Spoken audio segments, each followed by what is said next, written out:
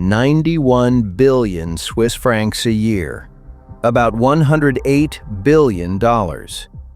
Over 2,000 brands in 186 countries. And if you open your pantry right now, chances are there's at least one of their products in there without you knowing. Kit Kat, Nescafé, Maggi, Purina, Perrier, Häagen-Dazs, Gerber, San Pellegrino. And that's just the start. 31 of those brands make over $1 billion a year each. Nestlé is the largest food company on the planet, and one of the most hated. They've been trying to take it down for almost 40 years, and it couldn't care less. Not only does it not fall, it grows. And it's not like they haven't tried. There's been an active boycott going on for 40 years, which is when consumers band together to stop buying your products and sink you. 40 years of boycott and its value hasn't stopped climbing. Corporate invisibility as an economic weapon. And what makes this system so effective is something most consumers don't understand. When you boycott Nestlé, you don't actually know who you're boycotting. Because Kit Kat's packaging doesn't say Nestlé in big letters. Purina doesn't look like Nestlé. Perrier doesn't look like Nestlé. And nobody can memorize 2,000 names to avoid them with every purchase. Add to that the fact that those brands cover basic necessities: water, coffee, pet food, chocolate, and even the most committed person ends up buying something of theirs without realizing.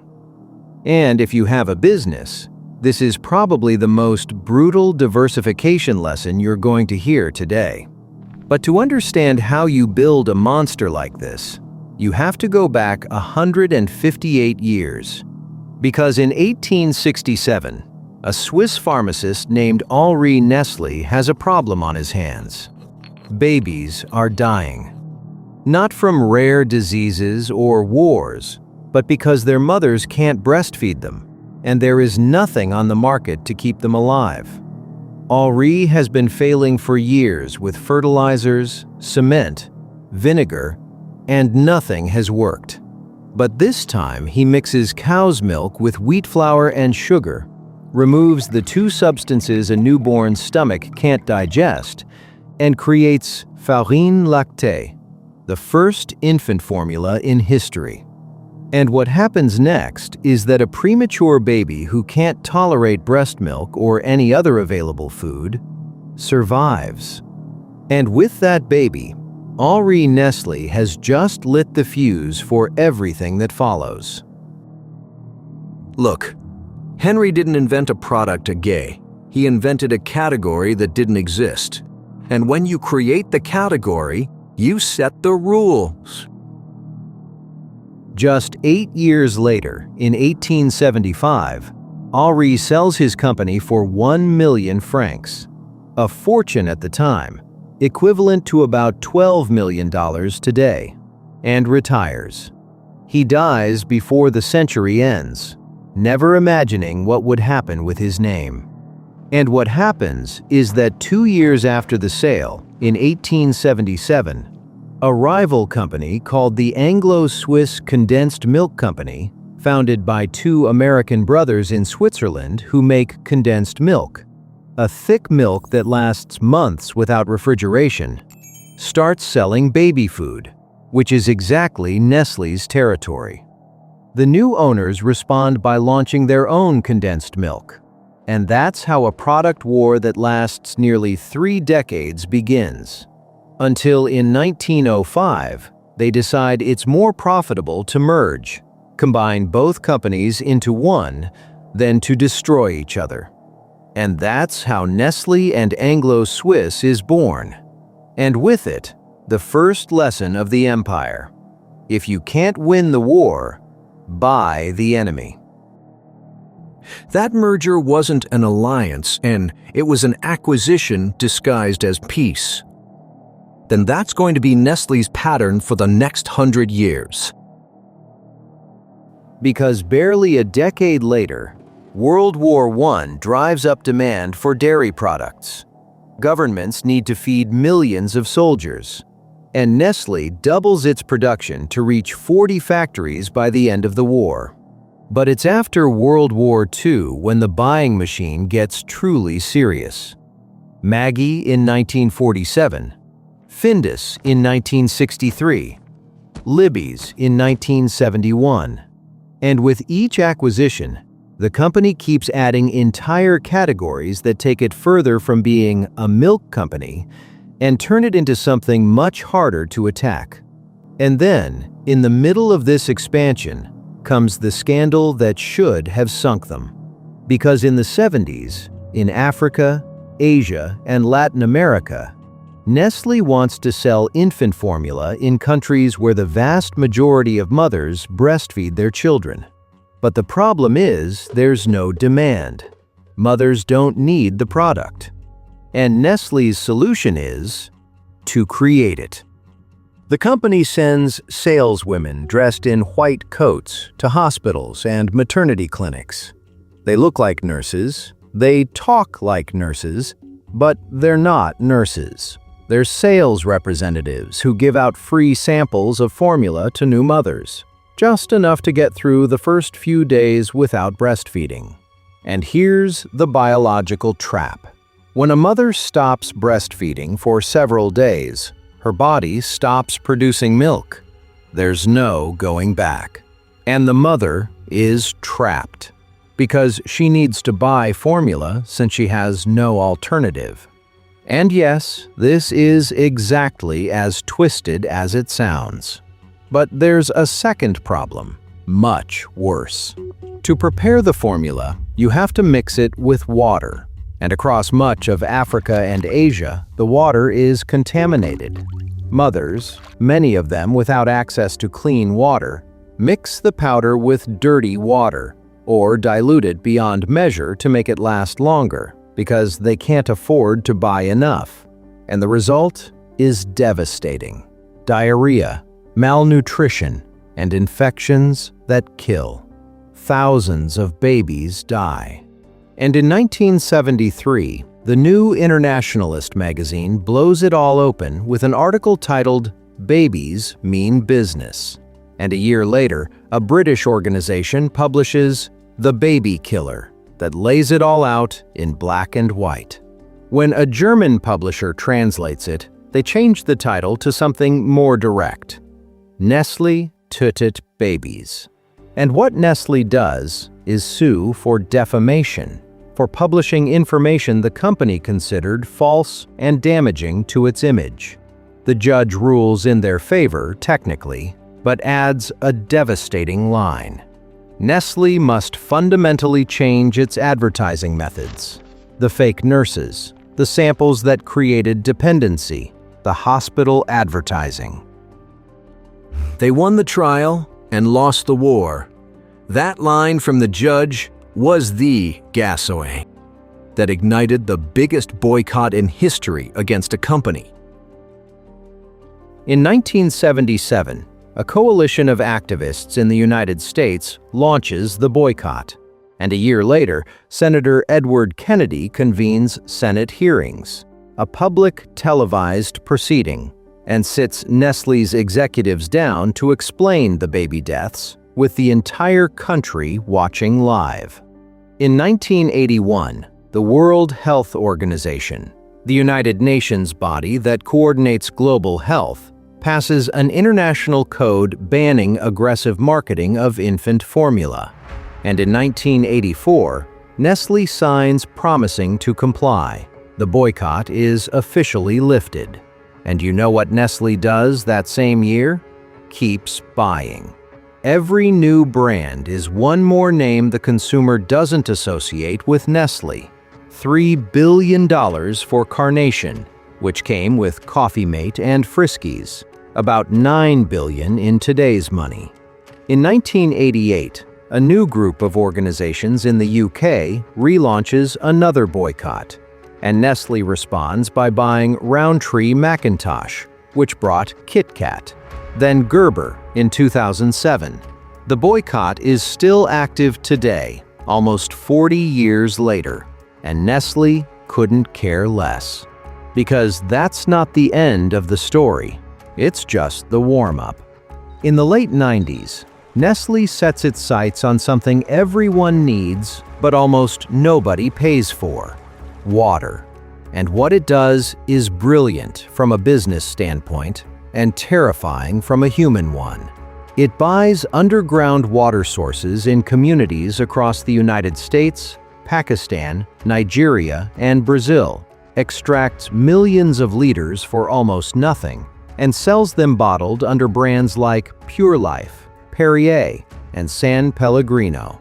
In Michigan, for example, Nestlé was paying $200 a year to extract 130 million gallons of water, a third of a cent per gallon. And meanwhile, less than 2 hours away, the residents of Flint had been unable to drink their tap water for years because it was contaminated with lead, and they depended on the bottled water the state handed out for free. Until one day, the state decided to stop handing it out. The same week, it renewed Nestlé's extraction permit. Having your free water cut off while they're giving it away to a multinational has a name, but it's not fit for television. And you know what the difference is between stealing a resource and privatizing it? The paper the state signs, because when the government gives you permission, it's no longer theft, it's business. And it's not just water, because in 2001, while Nestlé is extracting water across the globe, another front opens up: child labor on cocoa plantations, which are the farms where the main ingredient of chocolate is grown. In 2001, several of the world's largest chocolate companies, including Nestlé, Mars, and Hershey, signed the Harkin-Engel Protocol, a voluntary agreement committing to eliminate child labor from their supply chains, meaning all the companies and farms that provide them with raw materials by 2005. 2005 arrives, and they ask for more time. They push it to 2008, and then to 2010. And by then, they don't even promise to eliminate it anymore. Now the goal is to reduce it by 70%. They push it to 2020. To this day, none of these companies can guarantee their chocolate is free of child labor. Watch the pattern. Every time the deadline arrives, they move it. And every time they move it, they lower the bar. They went from eliminate to reduce by 70%. The system is designed so the commitment is never met. And while the cocoa promises keep getting postponed, the water war gets much worse. Because a few years after they start extracting, Nestlé's CEO, Peter Brabeck-Letmathe, appears in a documentary and says on camera that considering water a human right is, his exact words, extreme. The reaction is brutal. Petitions, protests, articles worldwide. Nestlé responds 8 years later with a video where Brabeck says his words were taken out of context. But the damage is already done, and the extraction continues. In Pakistan, a forensic audit, a thorough financial investigation of the company's books, found that in just 4 years, Nestlé extracted 4.43 billion liters of water while paying virtually nothing to any government body, and that 43% was wasted. Meanwhile, the residents of Bati Diwan, the village where Nestlé had the plant, were getting sick from drinking contaminated water because the company had depleted their source of clean water. And the worst part? Nestlé was selling bottled water back to the same village it had drained dry. And here's Nestlé's darkest lesson. You don't need to be the best product on the market if you're the only product left. And in 2021, when the pressure becomes unbearable, Nestlé sells its North American water brands for $4.3 billion to an investment fund, a group of investors who buy companies to extract profit, which renames them Blue Triton brands. But the extraction continues exactly the same, just under a different name. How ironic that the 1,000-brand trick works even for getting rid of scandals. You sell the brand, keep the money, and the problem no longer bears your name. And in 2025, French investigators discovered record levels of microplastics, tiny plastic particles that end up in the water and in your body in Nestlé bottled waters, Contrex and Hepar. And a French Senate report accused the Macron government of having covered up the company's illegal practices for years. History repeats itself. And now comes the most uncomfortable part of this story, the lessons. Because Nestlé isn't a case of evil company that got away with it. It's a case of a system working exactly as it was designed. First lesson: corporate invisibility is the ultimate armor. Nestlé operates under more than 2,000 different names. The average consumer doesn't know that Kit Kat, Purina, Perrier, and Gerber are the same company. And when you can't identify your enemy, you can't fight them. That's why the boycott has been going for 40 years and hasn't moved the needle. If you have a business, the lesson is clear. Diversifying isn't just a financial strategy, it's a survival strategy. The more fronts you cover, the harder it is for a single blow to take you down. Second lesson: controlling a basic resource is the most powerful business there is. Nestlé understood something most companies don't see.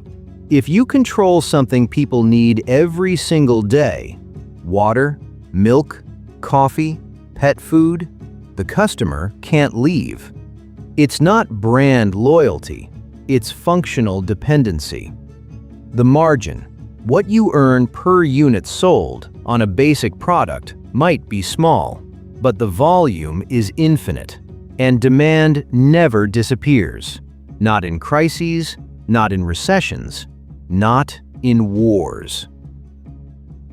Third lesson: promises with no legal consequences are free marketing. 25 years promising to eliminate child labor, 5 missed deadlines, and 0 consequences. Because the Harkin-Engel Protocol was voluntary, nobody could force them to comply, and Nestlé knew it from the day they signed it. If someone promises you something without putting their money or their reputation on the line, that promise isn't worth the paper it's written on. And now the question you don't want to hear. How many Nestlé products do you have at home right now? Without knowing? Because that's the true power of the system. 40 years of scandals and you're still burying.